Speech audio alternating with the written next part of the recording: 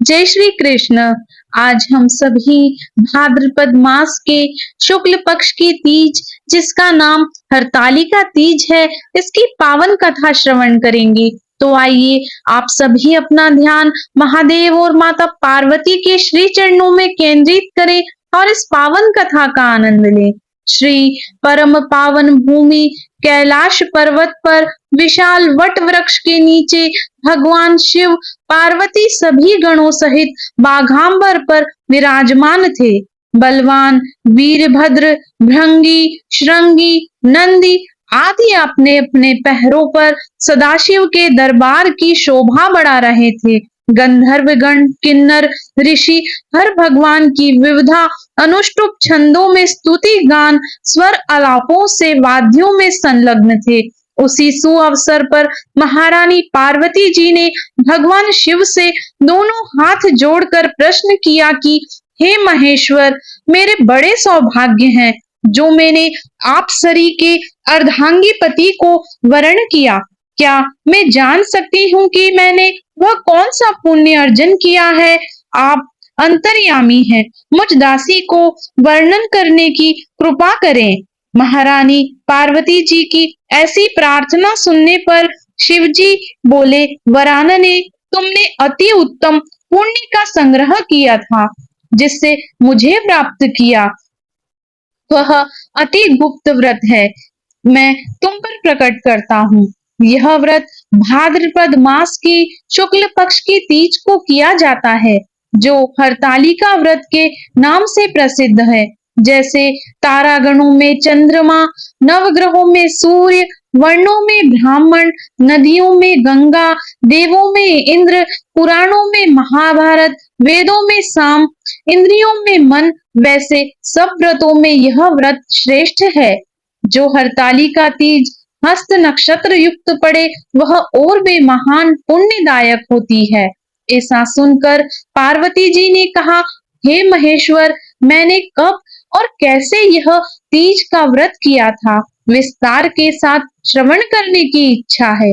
इतना सुन भगवान शंकर बोले कि भाग्यवान उमा, भारतवर्ष के उत्तर में हिमालय श्रेष्ठ पर्वत है, उसके राजा का नाम हिमांचल है। वहां तुम भाग्यवती रानी मैना से पैदा हुई थी। तुमने बाल्यकाल से ही मेरी आराधना करना आरंभ कर दिया था।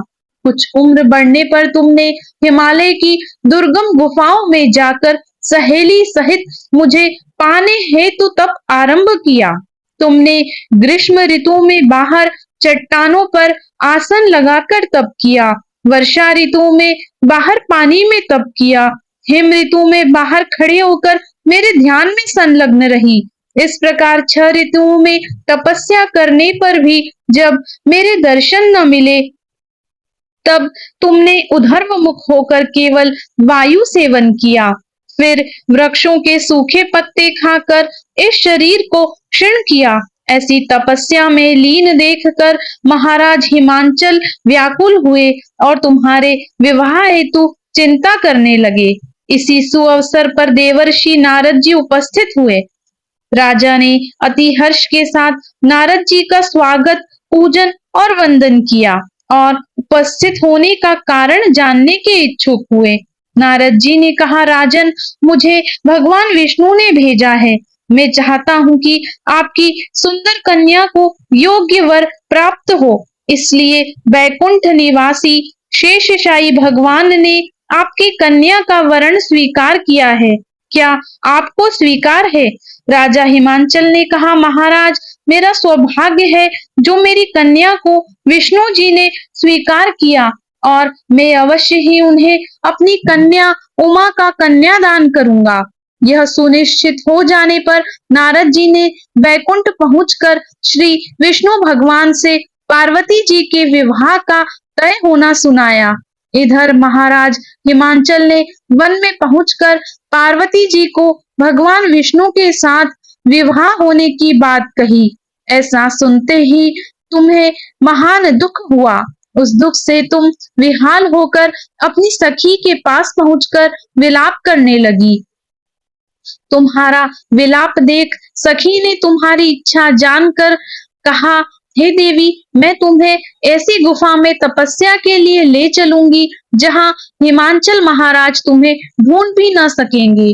ऐसा कहकर सहेली उमा सहित हिमालय की गहन गुफा में विलीन हो गई।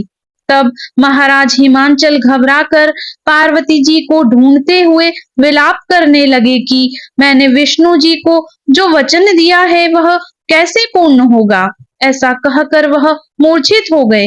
तब सभी पुरवासियों को साथ लेकर ढूंढने को महाराज ने पदार्पण कर ऐसी चिंता करके कहा कि क्या मेरी कन्या को कोई व्याघ्र खा गया या सर्प ने डस लिया या कोई राक्षस हर कर ले गया। उस समय तुम अपनी सहेली के साथ ही गहन गुफा में पहुंचकर बिना जन अन्न के मेरे व्रत को आरंभ करके नदी की बालू का लिंग स्थापित कर विविध वन पुष्प फलों से पूजन करने लगी। उसी दिन भाद्रपद मास की तृतीया शुक्ल पक्ष हस्त नक्षत्र युक्त प्राप्त थी। तुम्हारे द्वारा की गई मेरी पूजा के फलस्वरूप से मेरा सिंहासन हिल उठा, तो मैंने तुम्हें दर्शन दिया और तुमसे कहा, देवी, मैं तुम्हारे व्रत और पूजन से अति प्रसन्न हूँ। तुम अपनी कामना का मुझसे वर्णन करो। इतना सुन तुमने लज्जित भाव से प्रार्थना की। आप अंतर्यामी हैं, मेरे मन के भाव आपसे छुपे नहीं हैं। आपको पति रूप में चाहती हूँ। इतना सुनकर मैं तुम्हें एवमस्तु इच्छित पूर्ण वरदान देकर अंतर्ध्यान हो गया। इसके बाद तुम्हारे पिता हिमांचल मंत्रियों सहित ढूंढते ढूंढते नदी तट पर मारे शोक के मूर्छित होकर गिर पड़े। उसी समय तुम अपनी सहेली के साथ मेरी बालू की मूर्ति विसर्जन करने हेतु नदी तट पर पहुंची।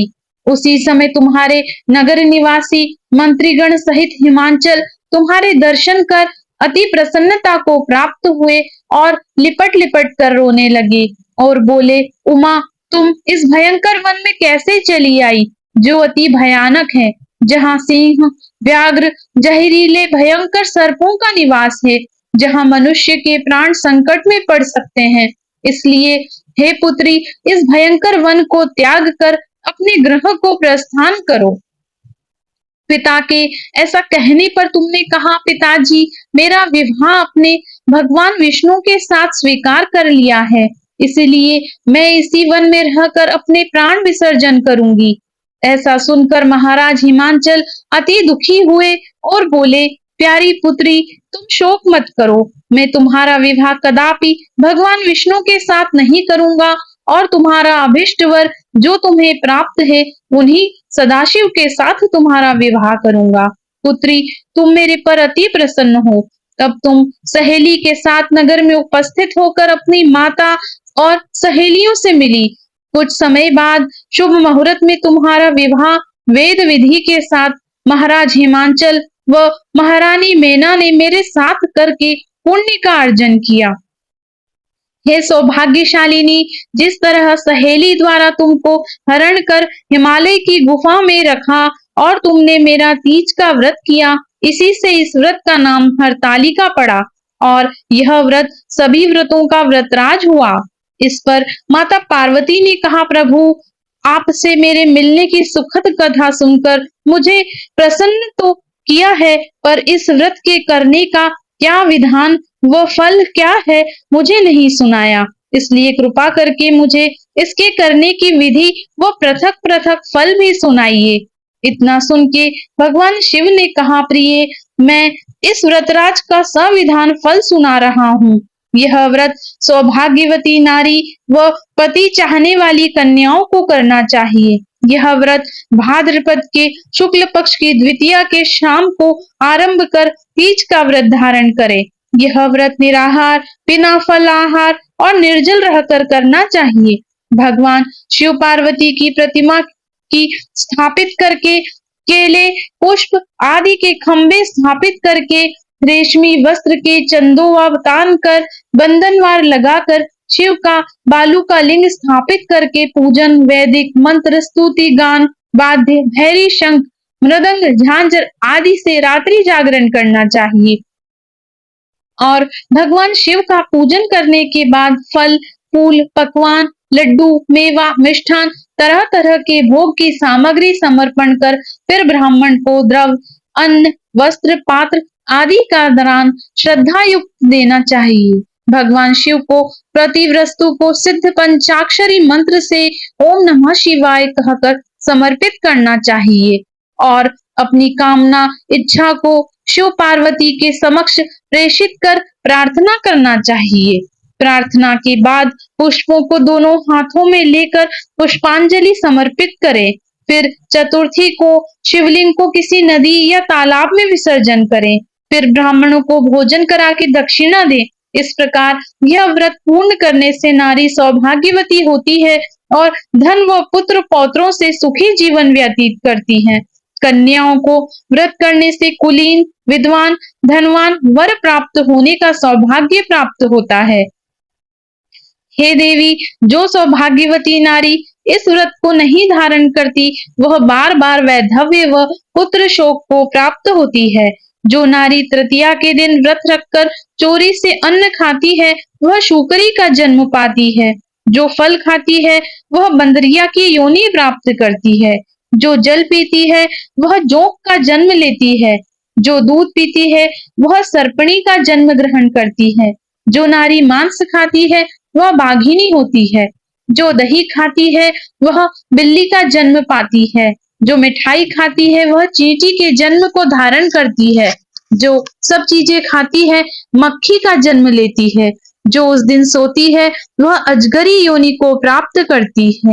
हे उमा, जो इस व्रत को श्रद्धा विधि से धारण करती है, वह मुझसा पति प्राप्त करती है। वह दूसरे जन्म में तुम्हारे समान स्वरूपवान होकर के इस संसार में उत्तम उत्तम सुख भोग को प्राप्त होती है।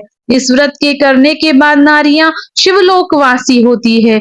बोलिए उमापति महादेव की जय, शंकर भगवान की जय, माता पार्वती की जय। श्री हरतालिका व्रत कथा समाप्त।